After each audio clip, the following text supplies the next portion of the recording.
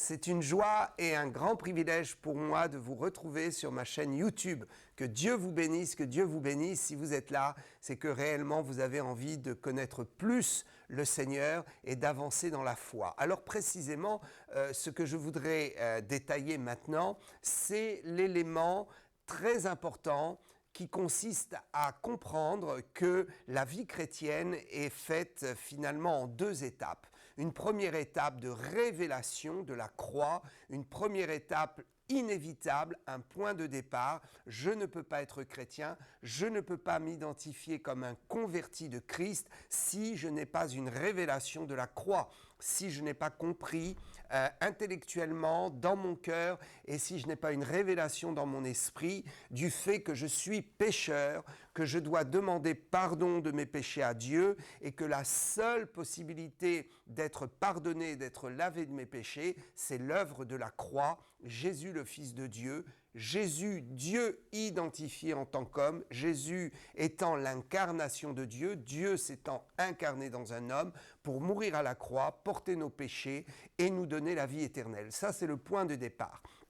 Si l'on essaie de rentrer dans une théologie de vie chrétienne et qu'on essaie de comprendre d'autres éléments à partir de cela, ou qu'on essaie de comprendre d'autres éléments qui font fonctionner le royaume de Dieu ou qui dépeignent qui est Dieu, c'est une très bonne chose, mais ce ne sera que de la religiosité vaine. Je suis désolé de vous le dire, la vraie conversion doit démarrer obligatoirement par une nouvelle naissance, un changement de cœur, un changement de conscience, une prise de conscience de son état de pécheur et l'acceptation que la seule solution pour être lavé de ses péchés, c'est le sang de Jésus-Christ. Ça, c'est le point de départ. C'est l'élément incontournable qui va faire que une personne est identifiée comme enfant de Dieu et une personne peut dire « je suis chrétienne, j'ai rempli maintenant la première condition et je vais aller vers une seconde condition qui est quoi ?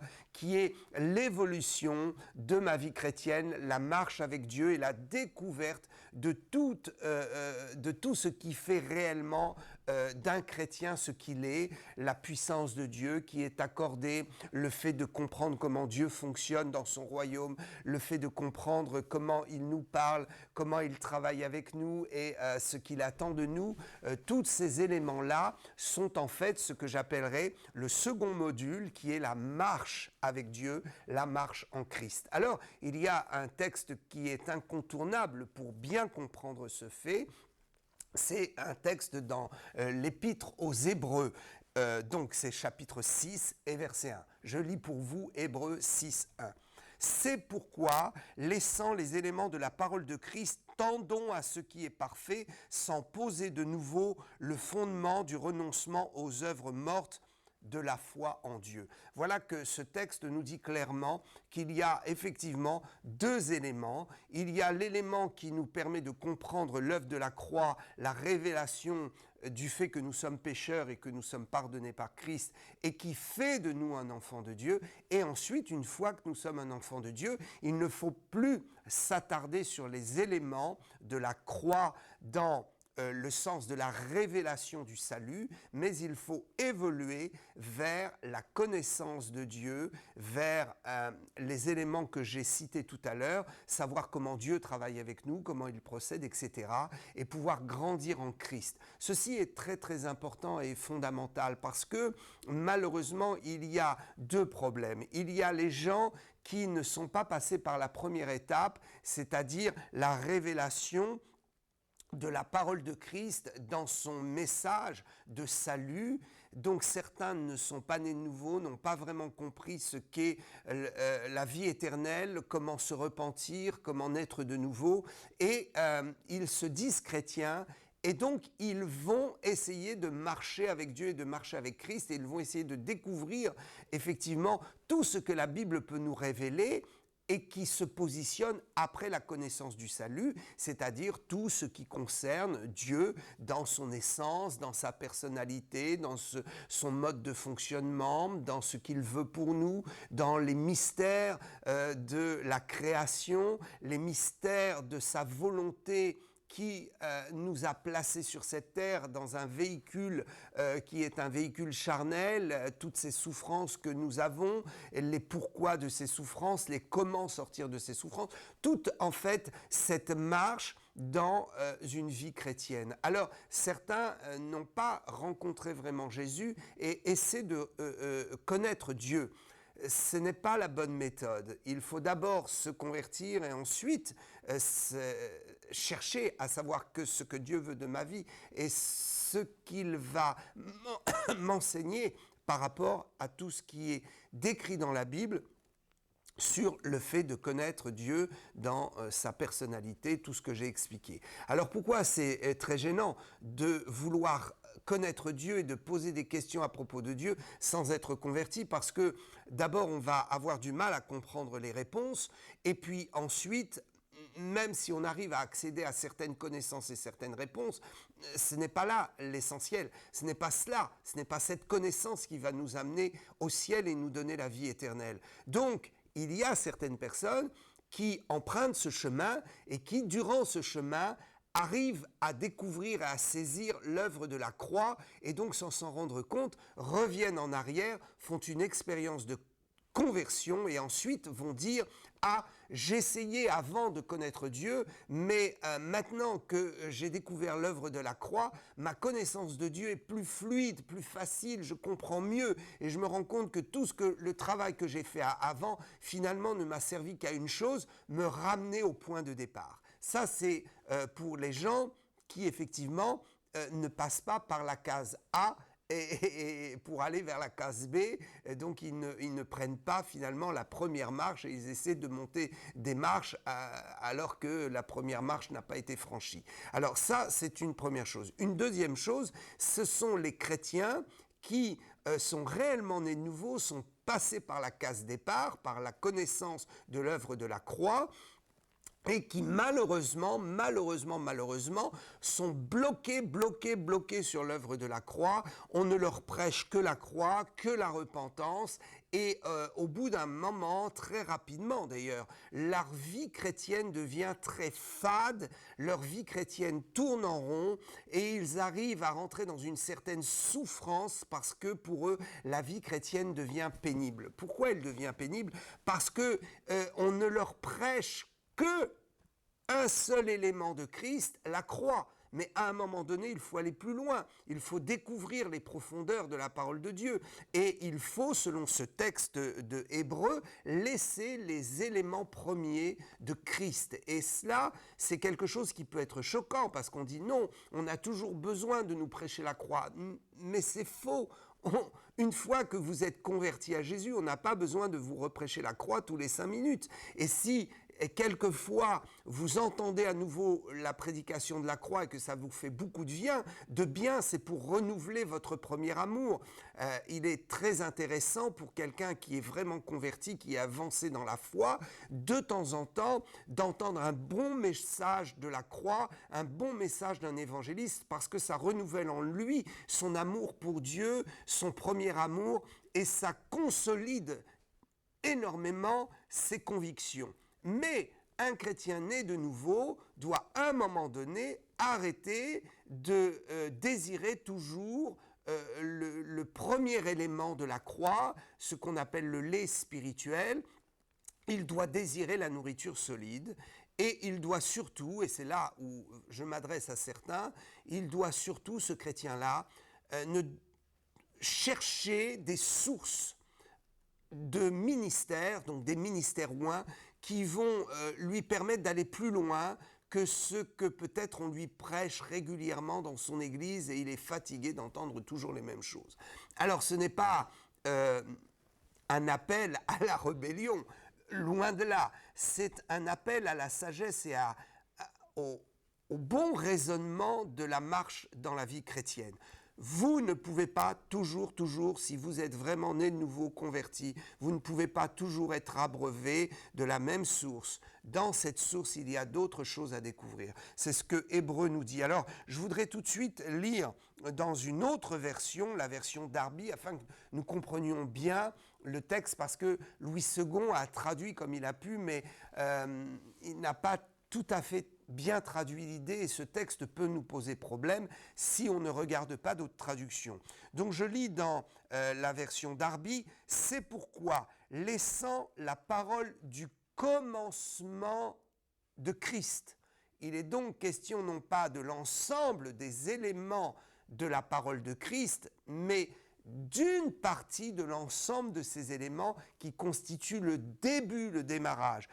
Laissant la parole du commencement de Christ, avançons vers l'état d'homme fait et ne posons pas de nouveau le fondement de la repentance des œuvres mortes et de la foi en Dieu. Donc nous comprenons que les deux éléments, les deux orientations de l'enseignement du Saint-Esprit lorsque l'Esprit de Dieu veut nous amener à nous convertir, ces deux éléments, ces deux fondements dans lesquels nous allons trouver évidemment un grand nombre de prédications, ces deux éléments concernent la repentance qui nous amène au salut, et donc cette repentance qui nous fait bien comprendre que nous ne sommes pas sauvés par les œuvres.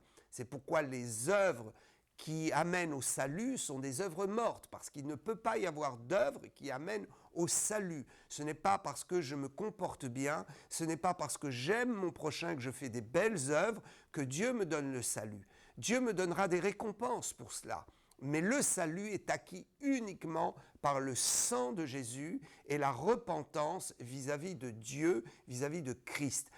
Le fait de me repentir auprès d'un homme ne me sauve pas. Le fait de payer ma dette auprès d'une société si j'ai été attrapé à faire du mal ne me sauve pas.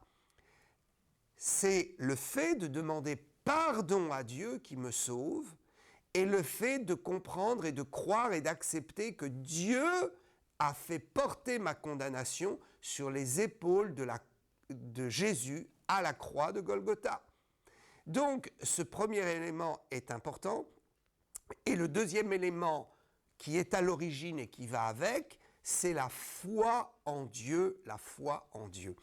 Alors, dans l'ensemble de mes vidéos et de mes prédications, je m'efforce à aller plus loin que l'élément premier, c'est-à-dire que je m'efforce à entraîner tous ceux qui veulent m'écouter ou qui aiment m'écouter, entraîner les chrétiens vers la stature de Christ, c'est-à-dire l'homme fait, ce que nous décrit le texte, c'est-à-dire grandir en Jésus et construire sa marche dans la vie chrétienne par des enseignements de révélation, des enseignements plus profonds de la parole, où nous n'avons plus à revenir sur l'élément de la conversion, de la foi en Dieu et de la repentance réelle qui est issue d'une prise de conscience, je le répète, d'une prise de conscience de l'œuvre de la croix, l'œuvre unique de la croix. Alors, dans l'ensemble de mes vidéos, j'essaie effectivement d'entraîner les gens plus loin, d'entraîner les chrétiens plus loin, mais je suis aussi un évangéliste. Donc, j'évangélise et je veux aussi prêcher la croix et prêcher la foi en Dieu, qui sont les deux éléments premiers, les éléments de départ. Dans cette vidéo, je voudrais pour vous détailler non pas l'élément de la repentance, mais l'élément de la foi en Dieu. Donc ce deuxième élément qui fait partie d'un package en deux éléments, donc un package qui dépeint la grâce de la conversion et qui nous fait comprendre la conversion. Alors, si vous êtes chrétien et que vous êtes déjà avancé dans la foi et que vous avez déjà sondé beaucoup de profondeur dans la parole de Dieu, je le répète, il est intéressant de temps en temps d'entendre un bon message par rapport à l'élément premier. Alors, l'apôtre dit, il faut tendre vers quelque chose de plus grand, mais il ne dit pas qu'il ne faut plus avoir contact avec les éléments premiers et qu'il faut définitivement les abandonner. Il faut que ma vie chrétienne soit nourrie, une fois que je suis chrétien, essentiellement de la révélation des profondeurs de la parole, et il faut que j'aille plus loin.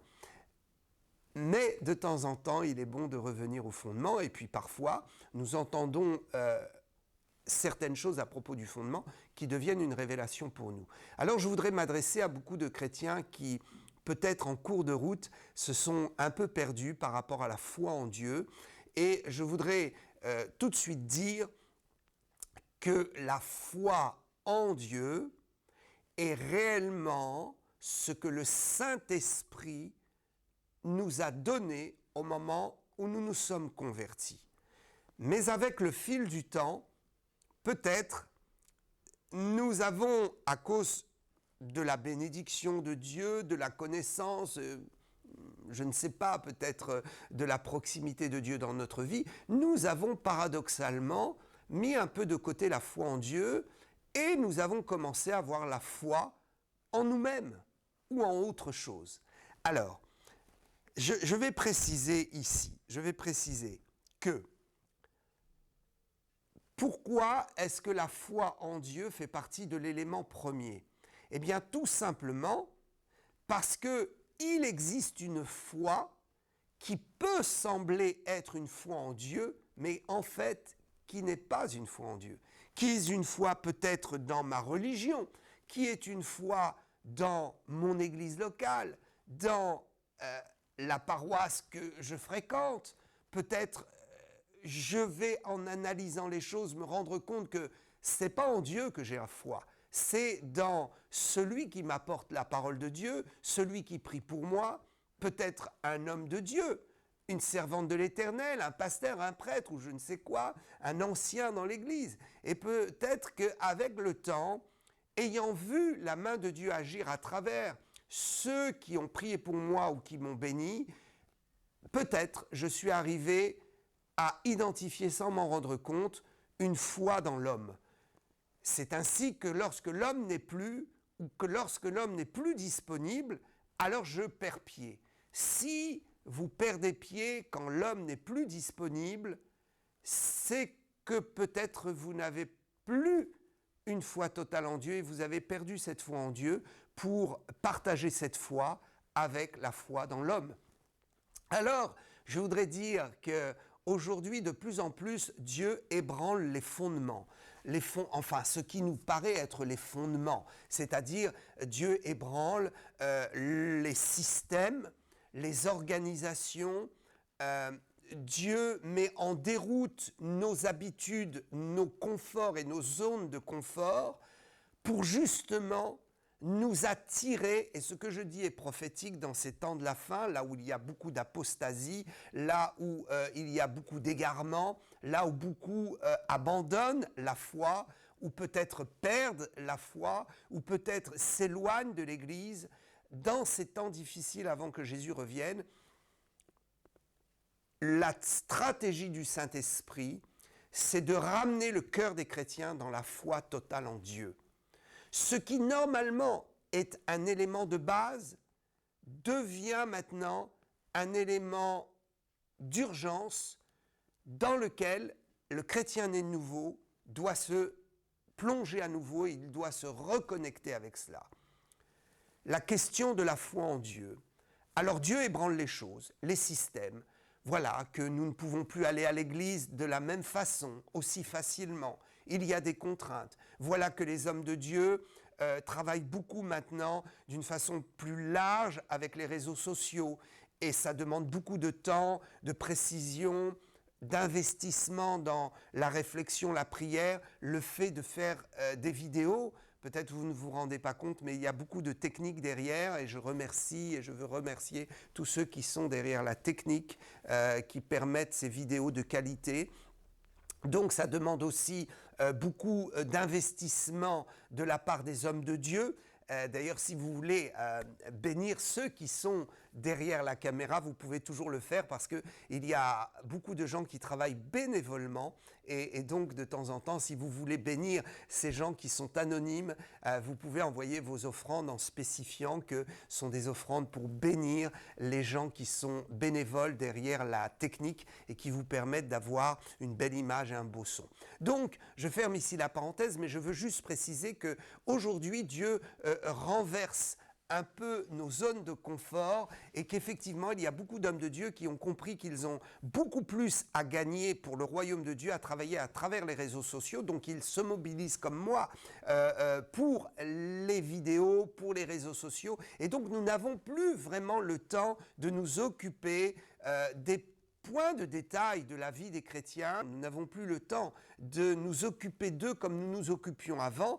Et finalement, on se rend compte que c'est quelque chose qui est produit par le Seigneur parce que les chrétiens maintenant sont obligés de se prendre plus en charge et ils sont obligés de repositionner leur réflexion par rapport à la foi en Dieu.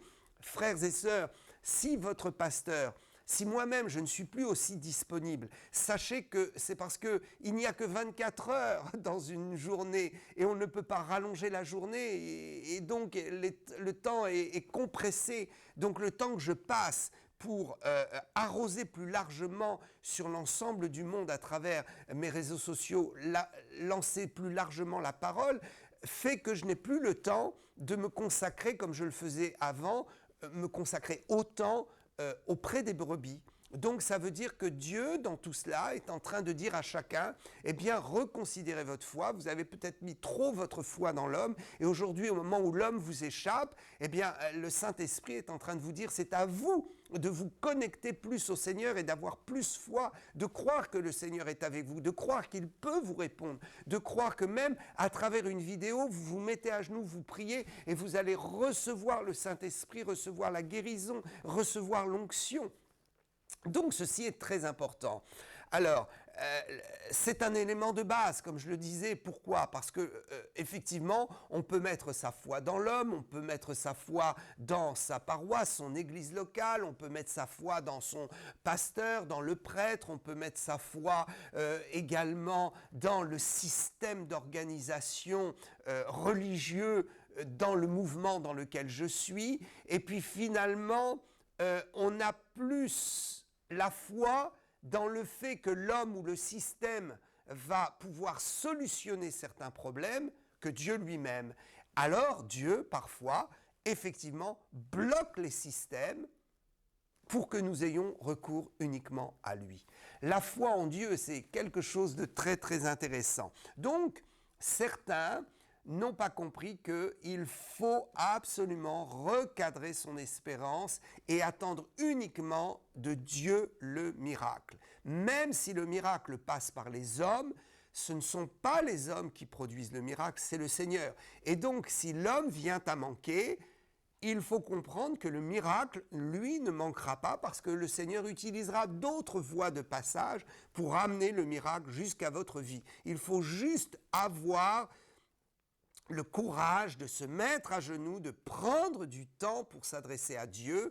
Arrêtez peut-être de téléphoner tout le temps au moment où vous allez téléphoner pour avoir recours auprès d'un homme de Dieu ou recours auprès d'un système religieux. Dites-vous, je dois faire l'expérience, je ne vais pas téléphoner, je vais me mettre à genoux et je vais parler à Dieu, je vais m'adresser à Dieu et je vais lui demander de me répondre. Et vous allez voir, votre foi en Dieu va grandir et se repositionner. Peut-être vous allez vous rendre compte que vous n'aviez pas du tout foi en Dieu. Et donc vous allez découvrir Christ et vous convertir. Et peut-être vous êtes converti et vous allez vous rendre compte que, bien finalement, il y a besoin de recadrer cette foi dans le Seigneur. Alors, ce qui peut se produire aussi, c'est pourquoi il est dit, il ne faut pas remettre en question et parler tout le temps de la foi en Dieu, parce que c'est normalement quelque chose qui doit être acquis, mais si ce n'est pas acquis, il faut se reposer la question. Et j'ai remarqué que certains chrétiens, au bout d'un moment, sont tellement bénis que finalement, ils ont foi dans la bénédiction que Dieu leur a donnée, qui fonctionne toute seule, et ils ont foi en eux-mêmes, c'est-à-dire qu'ils pensent que les problèmes vont être résolus par leur capacité. Mais il ne faut pas oublier que ce ne sont pas nos capacités, ce sont les capacités de Dieu en nous, ce qui est différent. Il faut donc, pour certains, arrêter de toujours croire que je vais m'en sortir parce que je suis fort, parce que je suis technicien, parce que moi je sais, moi je connais, moi je peux analyser la situation, le moi, le moi, le moi, le moi. Et à un moment donné, on se rend compte que la foi en Dieu est devenue la foi en moi-même. Donc je laisse cette réflexion à tous ceux qui auront peut-être besoin de plonger leur pensée dans cette orientation-là, et peut-être cette vidéo vous parle. Donc il faut se repentir et repositionner le fait que ce ne sont pas mes talents qui me donnent la solution et le miracle, c'est la puissance de Dieu dans mes talents, c'est la capacité de Dieu dans mes talents, parce que mes talents peuvent disparaître, ils peuvent fondre comme la cire au soleil ou je ne sais quoi, ils peuvent, comme la glace au soleil, ils peuvent fondre, ils peuvent disparaître mes talents, ils peuvent aussi être confrontés à l'évolution technique et à l'évolution de ce monde qui fait que ce que je croyais être juste aujourd'hui n'est plus juste parce que c'était juste hier, c'était un talent qui fonctionnait hier, mais le monde bouge, la technologie avance et mes capacités ne sont plus aujourd'hui remis à l'ordre du jour, donc ils ne sont plus aussi efficaces, mes capacités. Ce que je savais hier et qui fonctionnait hier a besoin d'être renouvelé aujourd'hui par une nouvelle connaissance parce que les choses évoluent. Donc la notion du talent personnel est toujours une notion qui est liée à la grâce de Dieu et à la puissance de Dieu. La foi en Dieu ne peut pas être juste une connaissance en Dieu. C'est le deuxième point que je voudrais évoquer. Voyez-vous, il y a la foi en Dieu, il y a la foi et la pratique de la foi. Sont deux choses différentes.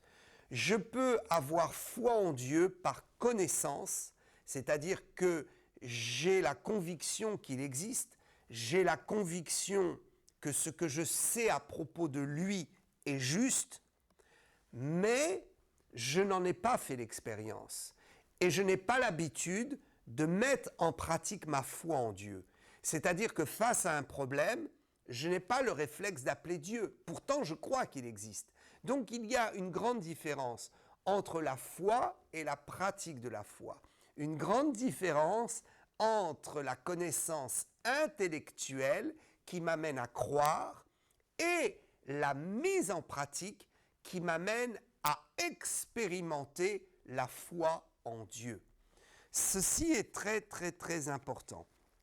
Jacques dira une chose qui, à la première lecture, peut paraître terrible, mais qui est tellement évidente. Dans Jacques chapitre 2, verset 19, il est écrit « Tu crois qu'il y a un seul Dieu, tu fais bien. » Donc tu en as la connaissance.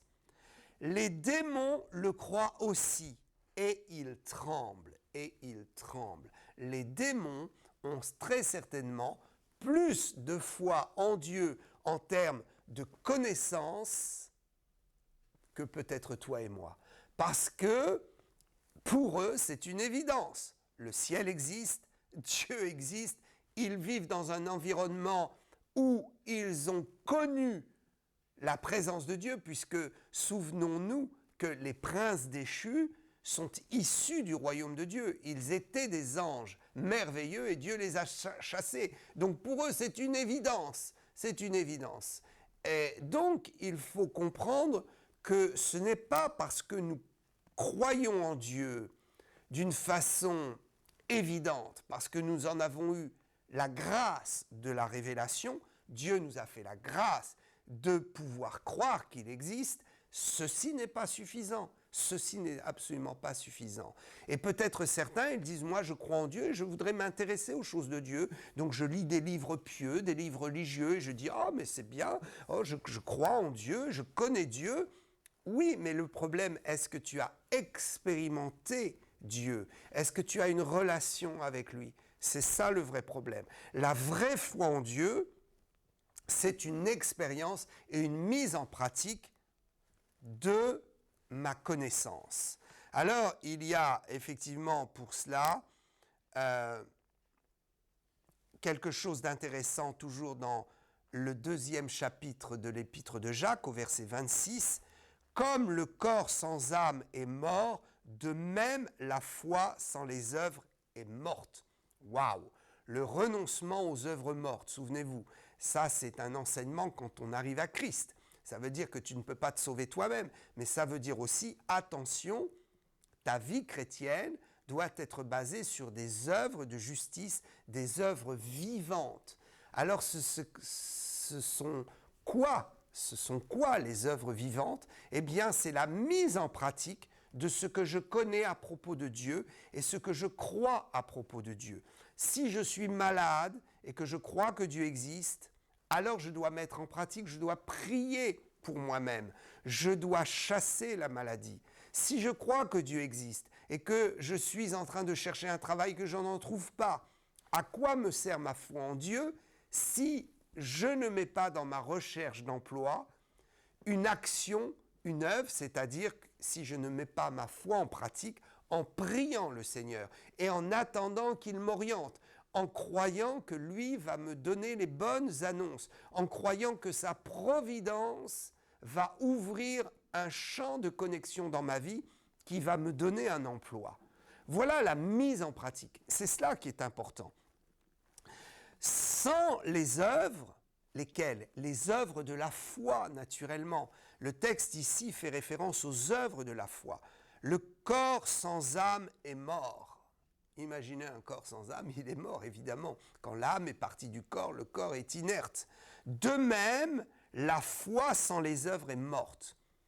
Qu'est-ce que les œuvres ici? Ce sont les œuvres de la foi, nous l'avons compris, les œuvres qui nous poussent à nous comporter comme des chrétiens, en osant prier, en osant mettre en place des choses qui vont identifier le fait que je crois en Dieu.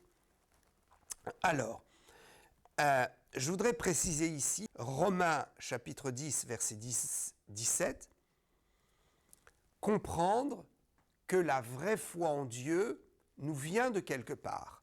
Romains 10, 17. Ainsi la foi vient de ce qu'on entend et ce qu'on entend vient de la parole de Christ. Écoutez, si au moment de mettre en pratique votre foi en Dieu, vous vous rendez compte que c'est très compliqué, que finalement vous n'y croyez pas, et finalement vous pensiez croire en Dieu, et finalement vous croyez dans un Dieu qui est fait à votre image, selon votre désir, selon votre conception des choses. Parce qu'on peut se fabriquer un Dieu. Et on peut dire, moi, j'ai la foi en Dieu. Mais en quel Dieu as-tu foi?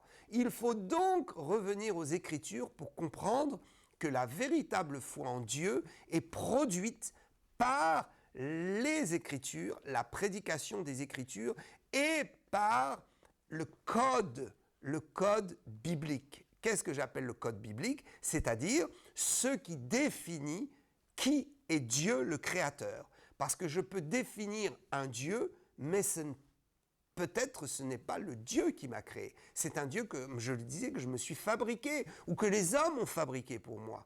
Donc ceci est très important, frères et sœurs. La foi en Dieu, peut-être vous n'êtes pas chrétien ou vous êtes chrétien, mais la chose est la même. Si vous voulez accéder à une connexion à la foi dans le vrai Dieu, et si vous voulez vous reconnecter, peut-être vous êtes chrétien et vous avez perdu cette foi dans le vrai Dieu, vous êtes parti dans des philosophies, des pensées, votre foi s'est égarée, peut-être vous avez commencé à ajouter à la parole de Dieu des choses qui ne sont pas dans la parole de Dieu. Et maintenant, voilà que Dieu a pris un visage, Jésus a pris un visage qui n'est plus du tout celui de la Bible. Il est temps de vous reconformer au code biblique. Donc Romains 10, 17, ainsi la foi vient de ce qu'on entend et ce qu'on entend vient de la parole de Dieu.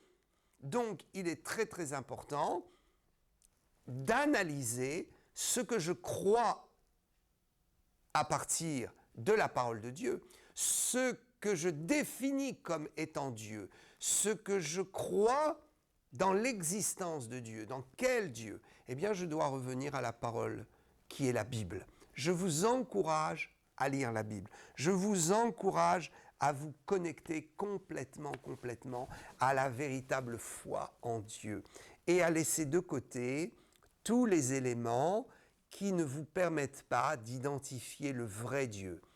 Les éléments qui peuvent être des livres philosophiques, très bons, mais qui n'ont pas la connaissance de qui est Dieu et de comment le rencontrer. Des écrits peut-être, des expériences humaines. Tout n'est pas mauvais, mais tout est mauvais lorsque nous considérons que la seule connexion dans la connaissance du vrai Dieu se trouve dans la Bible. Autrement dit, si je prends des éléments parallèles à la Bible qui ne vont pas confirmer ce que la Bible dit, je dois laisser ces éléments de côté et me recentrer sur la Bible. La foi en Dieu, mes amis. Oh, que le Seigneur nous aide, que le Seigneur nous aide, que Dieu nous aide à avoir plus de foi en lui, à faire grandir cette foi jusqu'à une maturité totale. Je vais vous dire, pour finir cette vidéo, je vais vous dire quelque chose qui est personnel. Un jour, on m'a posé la question, mais pasteur, est-ce que vous ne doutez jamais? Et tout de suite, le Saint-Esprit m'a parlé et m'a dit, il faut répondre une chose très claire. Il y a le doute de la foi en Dieu, en l'existence de Dieu, dans son amour pour nous, dans le salut qu'il nous a donné. Et il y a la foi dans les expériences quotidiennes. Donc, je répondrai à cette question en disant, je n'ai jamais douté de la foi en Dieu. Mais il m'arrive de douter dans ma vie chrétienne, dans ma marche, parfois, de douter dans ce que Dieu fait. Est-ce que j'ai vraiment entendu Dieu me parler? Est-ce que j'ai vraiment fait comme Dieu avait voulu? Est-ce que j'ai pris les bonnes options? Ces doutes-là sont des doutes permis, des doutes qui ne sont pas un péché, parce qu'ils nous remettent en question. La remise en question de soi-même est très importante. Et on ne peut pas vraiment se remettre en question sans ouvrir des zones de doute sur nos prises de position, nos paroles, nos actions. Donc ceci n'est pas un péché, ceci n'est pas dramatique puisque Dieu nous aide. Et la remise en question est quelque chose qui plaît au Saint-Esprit. Parce qu'effectivement, il y a des moments dans ma vie de ministère où j'ai fait des erreurs parce que je suis un homme. Et donc, j'ai pu prendre conscience de ces erreurs parce que je me suis remis en question. Et parce que j'ai commencé à avoir un doute sur ce que j'avais fait, est-ce que c'était vraiment bien?